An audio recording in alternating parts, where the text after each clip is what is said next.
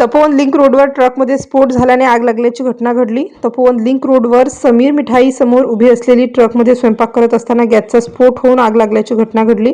या दुर्घटनेत स्वयंपाक बनवणारे काही जण जखमी झाले असून कुठल्याही प्रकारची जीवितहानी झाली नाही। मिळालेल्या माहितीनुसार ट्रक क्रमांक MH18BG 6460 मधील चालक, वाहक आणि काही कामगार ट्रकमध्ये रात्रीचं जेवण घरगुती गॅस सिलेंडरवर बनवत होते। त्यावेळी अचानक स्फोट झाला आणि ट्रकने काही क्षणातच पेट घेतला। अग्निशमन दलाला घटनेची माहिती मिळताच अग्निशमन दलाचे बंब तातडीने घटनास्थळी दाखल झाले। जवानांनी काही वेळेतच आग आटोक्यात आणली। आगीमुळे ट्रकचे मोठे नुकसान झाले आहे। स्फोटामुळे स्वयंपाक बनवणारे जखमी झाले असून त्यांना उपचारासाठी रुग्णालयात दाखल करण्यात आले आहे।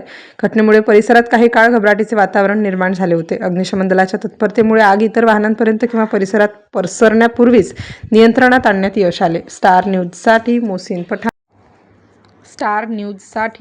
पठाण,